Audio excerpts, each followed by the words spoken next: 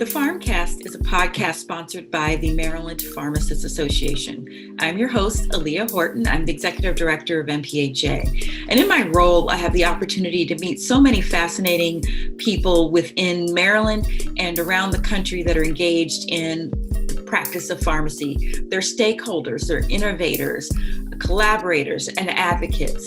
And this is my opportunity to bring those conversations and experiences to you.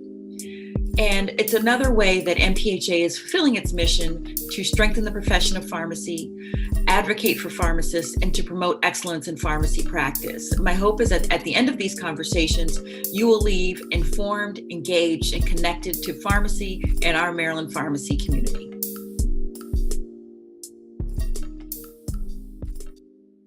Welcome to the Farmcast. Our next episode is with Scott Pace.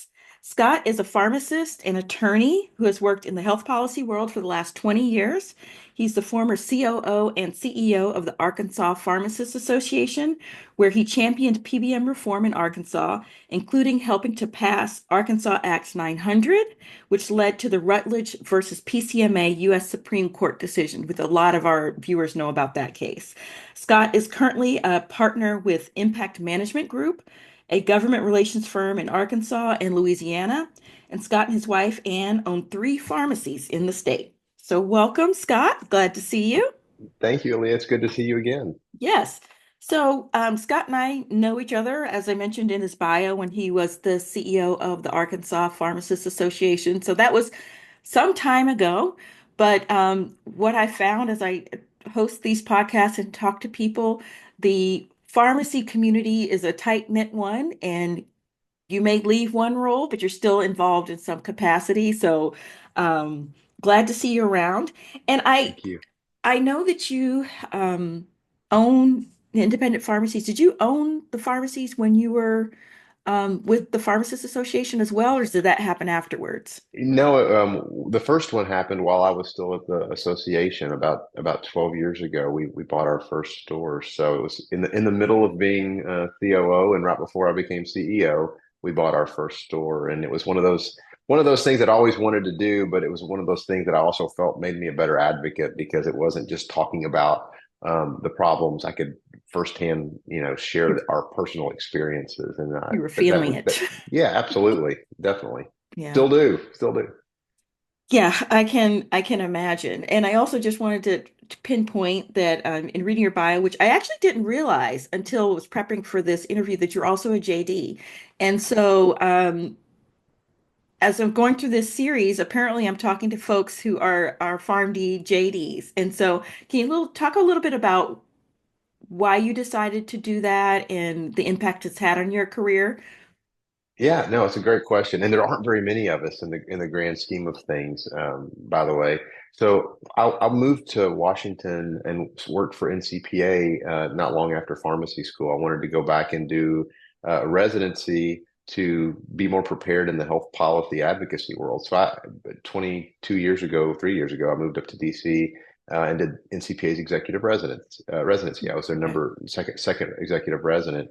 And while I was up there, I was dealing with all these folks that were experts in policy, and I felt like I was growing to become an expert in pharmacy policy, but then they were also talking a separate language that I didn't always understand. They were Mhm. talking about, the Federal Register or the US Code and how to interpret a statute. And I just felt like I brought the subject matter piece to the table, but I didn't necessarily bring the technical piece to the table.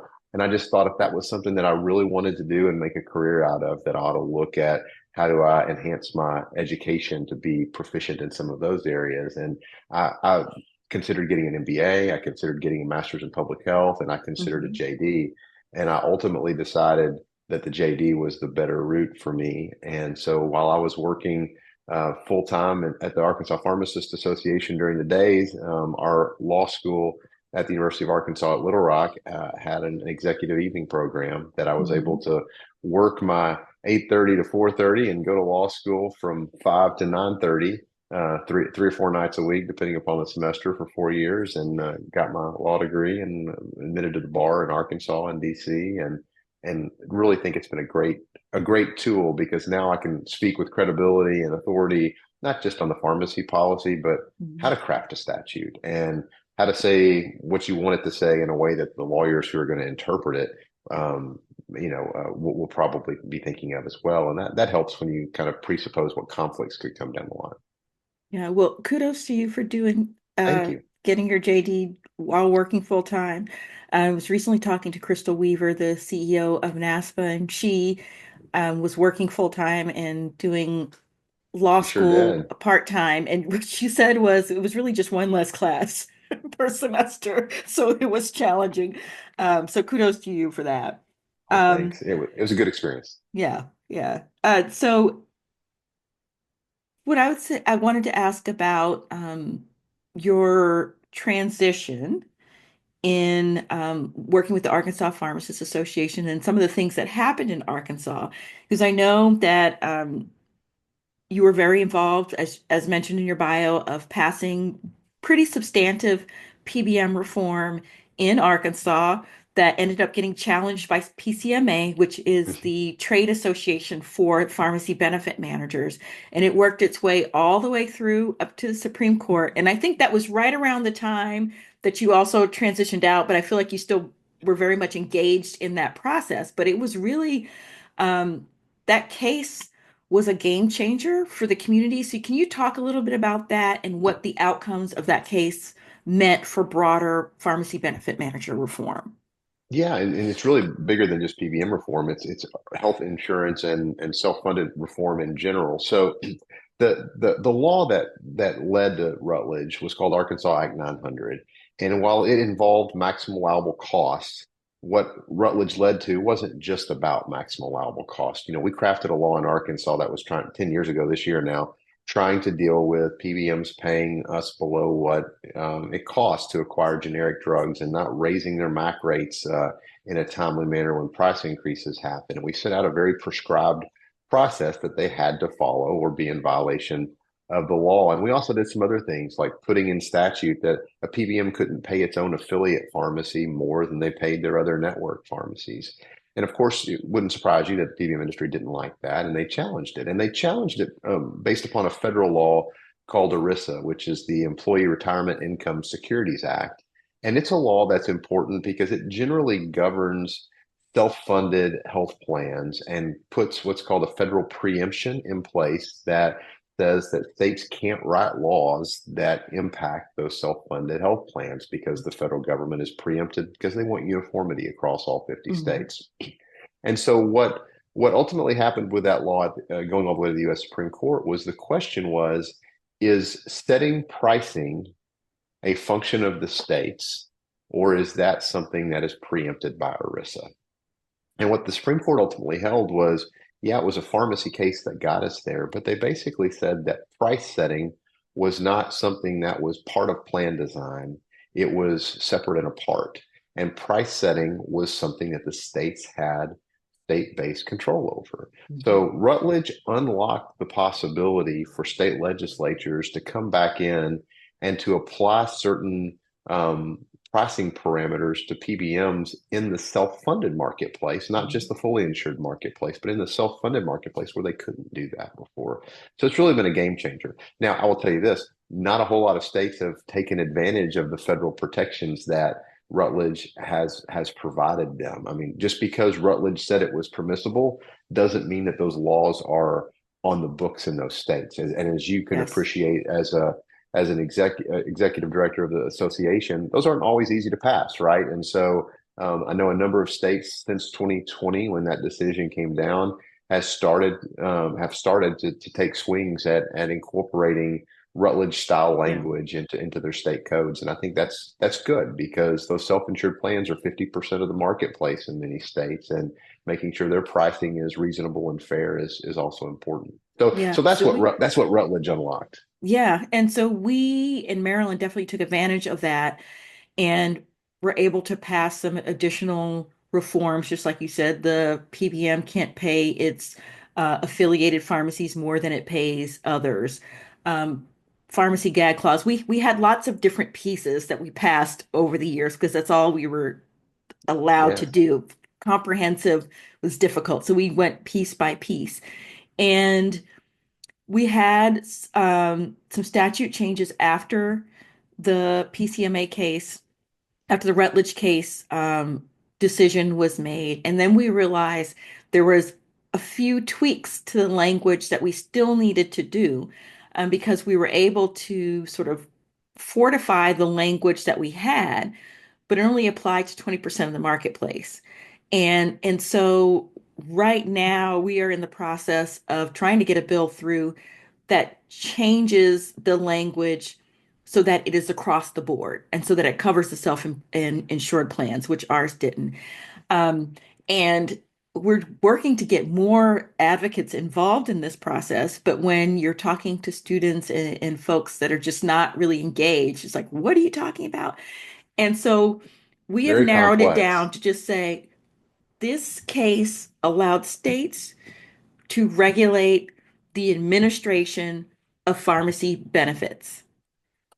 It's not getting into plan design of what those benefits should be, but the administrative part. And so for that, that is what is happening in the pharmacies and how they're managing that process. And so it's looking pretty good. Fingers crossed for this session to get that through. But obviously, there's always pushback. But for 2 years, we've gotten it past the House side and it's always gotten stuck in the Senate. So we have a lot of focus right now on our Senate to get that through.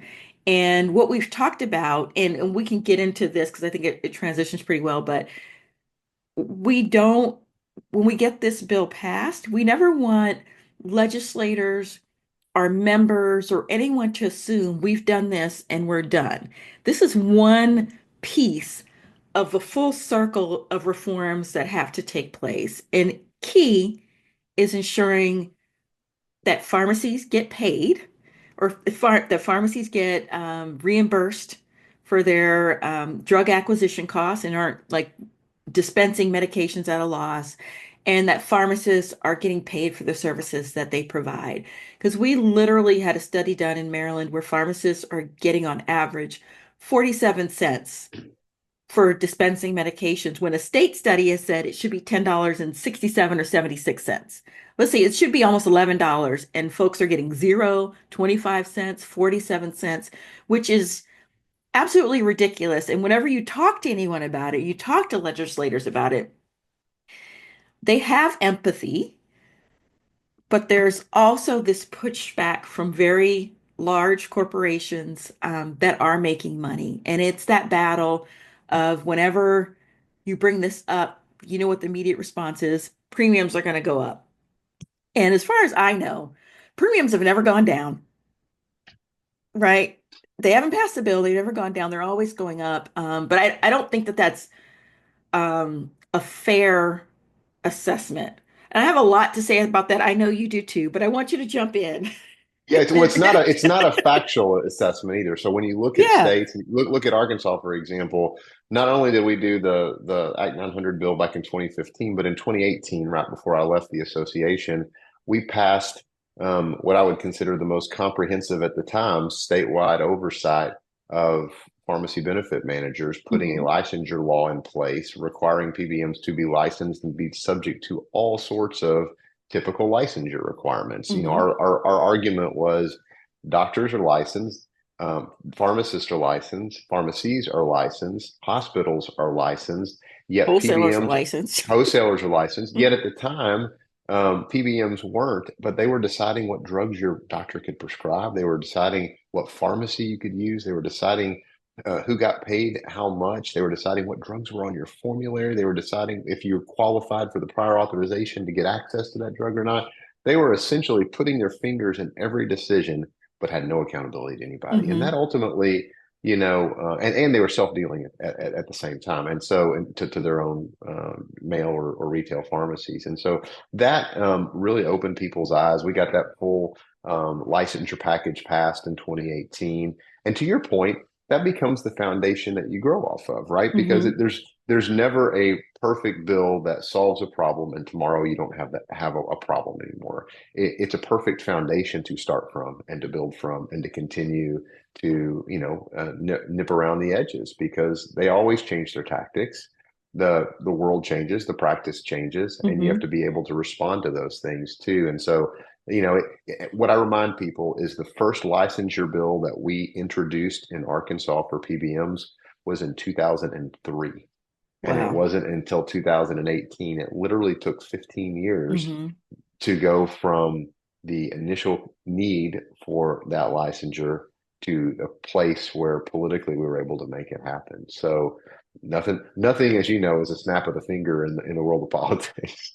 It's not. And there are so many facets in the pharmaceutical pipeline, and we tend to focus a lot on the drug companies. We focus on the PBMs. There is a focus on the PSAOs. We've now got these prescription drug affordability boards, or PDABs. But at the end of the day, it's at the very end of this whole spectrum, it's the pharmacist and the patient that get the brunt of all of it. And 100%. that is the real challenge in trying to fight. It's like fighting for the little people and where the impact is in, you know, which it's just been so, I don't know, maybe I'm venting a little bit. It's just been so frustrating, really lately when you see this whole pipeline of entities that are making money, that are profitable, and you get down to the pharmacy and the patient. Patients are struggling to pay for their medications. The pharmacists are and pharmacies are struggling to stay open. And we have to fight so hard to get that part elevated. And one of the things that I wanted to bring up, and I know that legislatures are focusing on, are these prescription drug affordability boards, or PDABs. We have one in Maryland, and it's continued to be a struggle for our association and for our community to figure out where pharmacies and pharmacists fit into this whole model. Because I'm going to tell you, we've definitely got folks from pharma explaining their position. We've definitely got a facet of citizens advocacy groups and patient advocacy groups that are for them. We also have patient advocacy groups that are skeptics of these PDABs. And at the end of the day, I or we as an association are really struck with, what does this ultimately mean really for the pharmacy and the patient, and the pharmacy that's already struggling um, with limitations on their reimbursements. So they're basically operating underwater in many cases, to then have restrictions, which I can kind of understand where they're coming from. Obviously, we don't want patients paying more for medications than they should, right? We want to make sure that everybody's getting what they need to get their best outcomes. But that can't always be at the detriment or the disregard of pharmacies. So I don't know if you can speak a little bit to that. I said a lot, but I don't know if you want to No, I add to think that. I love what you said because you're right that the underlying premise of a prescription drug affordability board is to try to make prescription drugs more affordable, right? I think there's nobody that would argue with that premise. I Right. think that then the next step you have to figure out is what are those boards going to intend to do? And I think that that's different from state to state. I think they're all trying to look and understand because many of the people that are part of those receiving the reports of those boards want their expertise of the people that are sitting around the table, but they may Hmm. not be necessarily ready to understand all the facets. So part of what they're trying to do is understand the delivery system of prescription medicines from inception to development to manufacturing, all the way down to the patient being dispensed and counseled on that drug and using it to benefit their health. So on the whole, understanding where all the dollars flow and where all the financial incentives are is a good thing. I think what our challenge is as a pharmacy profession is to not miss the opportunity to point out where the dollars really flow. Hmm. And here's the phrase that I like to use, Aaliyah. Who's extracting more value from the system than or more dollars from the system than the value they provide? And I think that Write that that down. when Yeah, but seriously, when you think about it that Yeah. way, and I'll use PBMs as an example, if they are extracting 60% of the rebate of the list cost of a branded product via a manufacturer rebate for putting it on a formulary, and the patient still having to pay in a 100% deductible scenario the full cost of that, they made 60% of the list cost for doing nothing except putting it on a list, and the patient bore the whole burden of that. So Right. did they provide more value than the dollars that they extracted? Clearly not. And so I think those affordability boards, while can be challenging because we have to, we're the little guys at those tables struggling to make sure our voice is heard, are good places to be able to point out exactly where the dollars are going and to raise questions about what's the financial incentive of decision X happening here. And so to me, that's really what our role should be there, is to not just highlight that we're not making as much money as we should or any money on certain prescriptions, but point out who is and what they're doing for that money. I mean, Mhm. if they're processing a claim and not interacting with the patient, maybe there's some value there that should be paid for, but is it hundreds of dollars a claim? No way. And Right. so that to me, that's our role. Yeah, and this is the other really frustrating part. And when we're looking at any of the PBM reforms, you're looking at PDAB, the part that keeps getting missed, and again, I'll say, I think disregarded, is the return on investment in pharmacy services.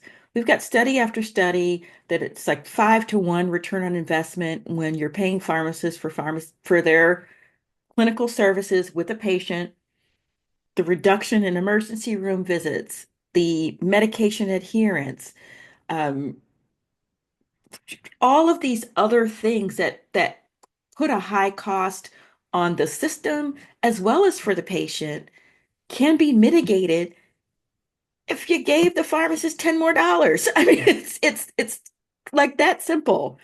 Yeah, and I think, and I agree with you. And I think the fallacy in that thinking at a high level is that we are operating on an assumption that the system wants to control the cost. And Mm, I'm never 100% sure, even though you and I think that's the right thing to do. I'm never really sure that the carriers of the world really think that's in their financial best interest. So, for example, and I'm going to get policy wonky here mhm, for just a second, but when you talk about one of the things that the Affordable Care Act did, it established a concept called medical loss ratio, which is, and I don't know how familiar you are with MLR, but medical mhm, loss mhm, ratio is the percentage of premium that you collect that you are required to pay out in paid claims. So mhm, if you collect $100 in premium, the Affordable Care Act requires that if you're a small group plan, you have to pay out at least $80 of that 100 in a clinical claim. And if you're a large plan, you've got to pay at least $85 out as mhm, clinical claim. So they are essentially putting an upper limit, if you will, on the administrative fee that an insurance company can collect. So if you think about it from a standpoint of just dollars, not percentages, $100 premium produces a maximum $15 profit for a large group insurer because mhm, that's 15%. mhm. But a $200 premium produces twice as much as that, Right. produces a Yeah. $30 profit. So the incentives that exist are for there to be higher premiums so that they have higher dollars that are collected in that Mm, medical loss ratio percentage. So when I say in a somewhat jaded tone, are do they really want to control cost?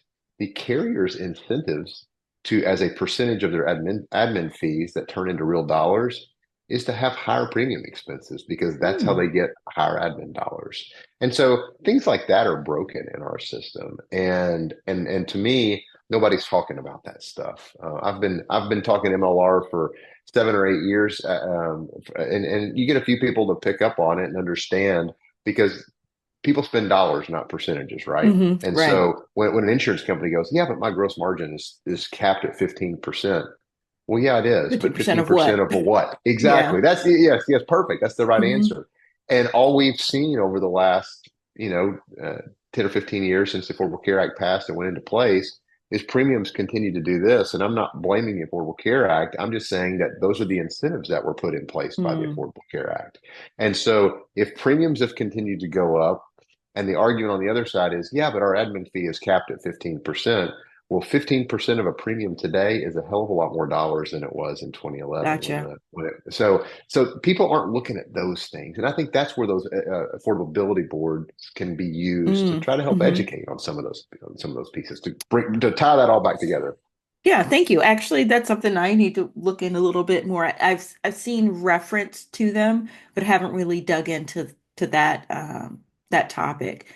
Um, I know we have a little bit of time left, so I did want to Yeah, ask you about some of the work that you're doing with PSAOs and the PSAO Coalition. So within our community, as I mentioned, small community, in order to get anything done, we all work collaboratively, we work in partnerships. And, we were recently at a multi-state kind of advocacy meeting with folks from Maryland, me, Delaware, Pennsylvania, New Jersey, and I think we were missing Virginia and DC. But just talking about the issues that we're all kind of facing, where there are similarities, where there are differences and nuances and cultures of our different states, but we're all trying to figure out how to work together because a lot of folks in our area cross a lot of boundaries. There are a lot of multi-licensed folks, and so it's in everyone's best interest if there is that portability of services. And so we were there and you talked a little bit about PSAOs, and I know not everyone is familiar with them. So could you talk a little bit about PSAOs and the coalition? Then I have one more question, and then we'll wrap up. sure. That sounds great. Well, that was a great meeting, by the way, and Hmm. kudos to the states for pulling all that together and doing I think Pennsylvania hosted and did just a wonderful job Yeah. of having everybody And there. I'll just give a shout out to Healthcare Distribution Alliance and Distributors Alliance and Value Drug for their support of that Yes, meeting and yeah, participation was really helpful. that's nice for you to do that. Yeah, they were Hmm. that was nice of them to do that. So PSAOs, as you mentioned, are the folks that help us as independent pharmacy owners with our contracting. They are the voluntary organizations that you can use to help do your contracts if you don't want to do it yourself. And about 80% of independent pharmacies use a PSAO to help get access to contracts, to review those contracts, and to execute those contracts with PBMs on behalf of the pharmacies. They are still the PBM's contracts. I mean, the PBM is the one who writes the contracts and dictates the terms, but it does provide an administrative efficiency for the independent pharmacist. And the way I kind of equate it to some of my colleagues is that I could do my own bookkeeping at my pharmacy, but Who it's wants cheaper for me to? to. Yeah, who wants to? Number one, it's less expensive for me to hire a bookkeeper to do it, and that frees me up to take care of patients in a different way, to Hmm. do new services, or frankly do the other crap that you still have to do as a small business owner, whether it's Hmm. manage people, figure out how the leak in the roof's going to get fixed, whatever it happens Yes. to be. It's just one of those services that you can offload to someone else. That's kind of Hmm. what I think of as a PSAO is. It's a service that's a necessity, contracting with PBMs, that you can offload to a PSAO on your behalf so that you can do the other stuff. Hmm. And administratively, that's the basics of what they are. They're optional. 80% of people use them, like I mentioned. 20% don't. So 20% Hmm. of owners like to deal with the contracting themselves. As you mentioned at the top of this, I'm a lawyer and I like reading contracts. I still don't like dealing with the PBMs myself Hmm. because it's like banging your head against the wall. Yeah. So I've had a PSAO for years. I've changed a couple of times over the 12, 13 years we've owned our store, to different PSAOs, but they all provide essentially the same kind of back end service. What I will say about PSAOs, this is going back with my state association hat on. One of the reasons that the coalition of PSAOs developed is because the PBM industry started bringing out the PSAOs as this, man behind the curtain that, hey, state legislators, you need to take a look at these guys because we're not the bad guys, it's the PSAOs. Hmm. And I knew as both an owner and an estate exec at the time that PSAOs weren't perfect because they couldn't really negotiate the way that I wished they could because they don't have that leverage because of federal antitrust laws with PBMs, but they weren't the bad guys either. The bad guys were the ones trying to use them as a human shield, basically. Hmm. So I reached out to, at the time, McKesson and Cardinal and Amerisource and said, guys, we need some help educating folks on PSAOs because as a state association executive at the time, I need to focus on scope of practice issues. I need to focus on PBM issues, and I don't need to be stepping in and spending half of my time educating folks on PSAOs. Yeah, I Hmm. need y'all to help do that. And much to their credit, they created a coalition of PSAOs to be out monitoring state bills, to be able to drop in and educate in certain states when an issue might come up that was going to get in the way of a pharmacy agenda item, Hmm. to work with those state associations to try to make sure bad legislation didn't pass and to make sure that the focus on what you guys were really trying to do wasn't deflected. And so today that coalition is housed within the Healthcare Distribution Alliance, which is the association that represents wholesalers. Hmm. But they've made that coalition broader because some PSAOs are owned by wholesalers and some of them are owned, independently. So the Right. three biggest wholesaler-owned PSAOs, which are Health Mart Atlas and Elevate and LeaderNet, they're part of that coalition. But so are the three largest independent PSAOs: Hmm. Align RX, Epic Pharmacy Network, which Hmm. is housed in on the Eastern Seaboard in Yeah, Maryland they're here. now in Virginia. They left Yeah. us in Oh, Maryland, they're in but Richmond now. they Well, are near and dear to my heart. they're wonderful. Bretta Yeah. Grinsteiner does a wonderful job Hmm. for them. And then Pharmacy First, which is Hmm. more of a Midwest placed PSAO. They all get together weekly during legislative Oh, sessions to wow. make sure Okay. that they're Yeah. monitoring all 50 state activities. They work with me to be able to have an independent pharmacy owner's perspective on, are these bills good or not good? What should we, consider here? Do you know the exec at this state? Let's have a dialogue. And their team has just done a really, really good job. Leah Lindell, who is their Yeah. head of state Hmm. government affairs, has done phenomenal work. But they've got a great team: Kelly Memphis, Will Hmm. Dane, Travis. I'm going to miss somebody and feel bad about it. But they've got a wonderful team that have been helping to make sure that the PSAO issue doesn't deflect from the issues you guys are trying to deal with. Yeah, we appreciate that. And, as always, it's when national partners really take the time to reach out to the states and understand what's going on, get those nuances. It's really important to make sure that we can all kind of navigate the system that we need to navigate in the best way One- possible. 100%. And just Yeah. last week, I did a webinar for South Carolina, Hmm. just doing some basic education of their members on Yeah, PSAOs because even though legislators don't have any idea about PSAOs, a lot of pharmacists don't fully it's true. understand. So, Yeah. doing that education, I think, has been helpful both for the pharmacy world, but also for the legislators as well. So Yeah. that's been fun to do. Good. Good. So this is how I wrap up the conversation. Is actually, it's kind of I don't want to say it's weird, but I do ask about what you do for self-care. Now, we had a conversation at the beginning, so you can tell the You know story. part of that answer. That's right. What do you do for self? Because we're operating in challenging times. We have hard jobs. Um, it takes a lot of intellectual capital that becomes physically demanding, I would say. And so, what do you do to kind of take care of yourself? Well, I'm going to give you a story before the story I told you this morning. So 3 years ago, my father had his second leg amputated from Hmm. diabetes, and then he died a couple of months later. And so I woke up in April of 2022 on a Sunday morning, and I was 50 pounds heavier than I am today. And I looked at myself in the mirror, and I was like, my dad looks like me, or vice versa. I look like him. We sound alike. We have the same mannerisms, same poor diet, same everything. I don't want to end up in that same position. And that day, I downloaded an app called Noom. And this is not a paid Right. endorsement. And this was before they went down the GLP route. This was just a Hmm. pure psychology, calorie counter, step tracker app at the time. And I just decided I was going to change my diet and I was going to change my activity level. And so, one of the things I do for self care, especially to get me to that point of losing the weight, but to maintain it, I do a 5K every day. And Every it's day? not every day Wow. because I have a 10,000 step goal, and my 5K route gets me about 6,500 steps Okay. every morning. And so I do that every day, and that helps me get my day off to a good start. I haven't done mine yet today because I started this morning with my other self-care habit, which is Mhm. playing pickleball. I've really become a pickleball addict. I have this 2.5 years into playing pickleball now. I've certainly improved. I tore meniscus in my right knee a couple of years ago Oh, playing, so goodness. it's not been without harm. And then this morning, as you can see from this, this is what we were talking about before we hit record. I took a pickleball to the eye this morning, and I've got a little hematoma right here.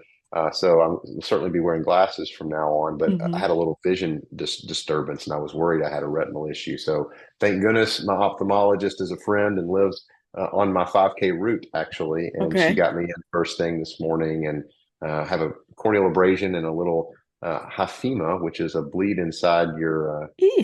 your eye, which I did not know that term until today, but I think my vision's going to be okay and the retina's okay. So that's what I do for self-care. I love to Okay. travel too. Hmm. And then I've got, my wife and I went to Morocco back in November, which was a wonderful, wonderful trip, just kind of to enjoy some time together. And then we've got a 13 and a 14-year-old that are wonderful to spend time with too. So my self-care is contained in all of that. Gotcha. And it doesn't revolve around food like it used to either.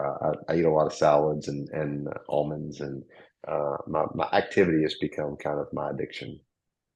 That's awesome. Well, thank you, really. Thank you for sharing that. I think Yeah, my pleasure.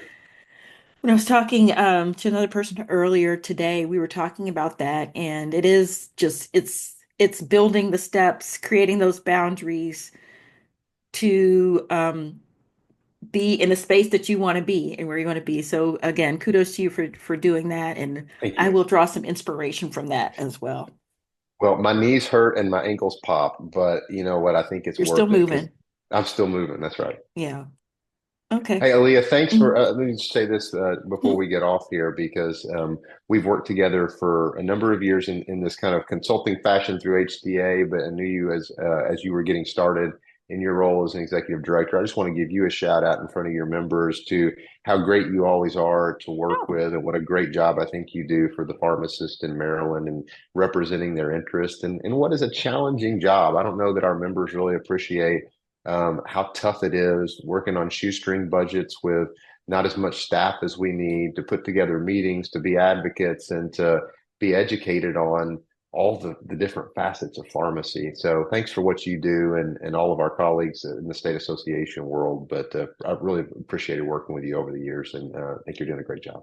that's very nice. Thank you very much, and thank you for being a part of my journey. I appreciate that. It's my pleasure. Thanks for watching, and please be sure to like, subscribe, and rate the podcast on all major podcast platforms. We look forward to dropping more great conversations, and of course, sponsorship opportunities are available. Just contact us at MPHA. Thanks.